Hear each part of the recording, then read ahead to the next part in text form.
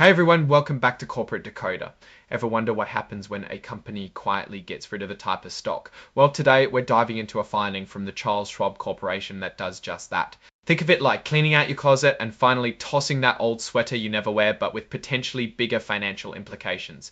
But before we start, if you appreciate getting straight insights from corporate documents, make sure you're subscribed. We also have a Discord community linked in the description below where we can discuss this further. This is an 8K filing, which is basically a snapshot of significant events that a public company needs to tell the SEC or Securities and Exchange Commission about, and therefore the public. It's like a company saying, hey, something important happened and we want to keep you in the loop.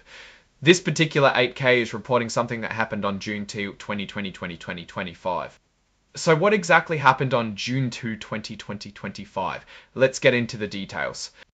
The main point here is that the Charles Schwab Corporation filed a certificate of elimination. This is related to their 5.375% fixed rate reset non-cumulative perpetual preferred stock, Series G. That's a mouthful, but let's break it down. Preferred stock is a type of stock that gives its holders certain preferences, like getting paid dividends before common stockholders. Non-cumulative means that if a dividend isn't paid one quarter, it doesn't accumulate and have to be paid later. Perpetual means it doesn't have an expiration date, it goes on forever, unless the company does something about it. Schwab filed a certificate of elimination. This is a legal document that basically says we're getting rid of this Series G preferred stock.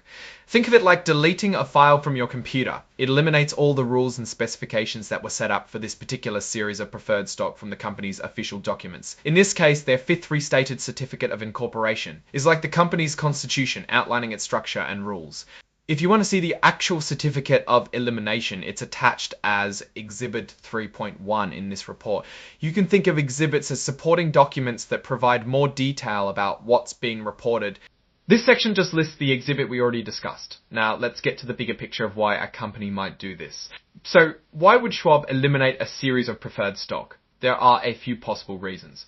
One common reason is to simplify their capital structure. Having fewer types of stock outstanding can make a company's finances easier to manage and understand. Another reason could be related to cost. Preferred stock usually pays dividends, and sometimes it makes financial sense for a company to get rid of that obligation, especially if they can raise capital more cheaply through other means, or if they simply don't need the capital anymore. Also, it is worth noting that this preferred stock has a 5.375% fixed rate.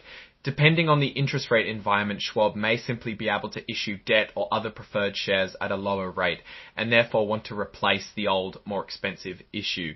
Keep in mind that this is only a peek into one specific action by the Charles Schwab Corporation. To really understand the significance, you'd want to look at their overall financial strategy and market conditions at the time. Now, taking a step back and looking at Charles Schwab's overall direction, a move like this can signal a few things. On the one hand, it could mean they're streamlining operations and focusing on efficiency. Simplifying their capital structure might lead to lower administrative costs and a clearer picture for investors. However, it's also worth considering potential risks. Eliminating a series of preferred stock could reduce the company's financial flexibility in some ways. Preferred stock can be a useful tool for raising capital without diluting common shareholders, so getting rid of it might limit their options in the future. Overall, this action seems like a fairly standard corporate housekeeping task. The impact on the average investor is likely minimal, but it's a good reminder that even seemingly small changes can reflect broader strategic decisions. By looking at what companies do and the numbers they put out, we can make a reasonable guess on their direction and determine for ourselves if that is a worthwhile investment. Alright, that's our breakdown of Schwab's latest filing. What's your take on this move, and what does it say about their future direction? Drop your thoughts in the comments. If you found this analysis valuable, hit that like button and subscribe for more deep dives. Don't forget to check out the Discord in the description below. Thanks for watching and see you next time.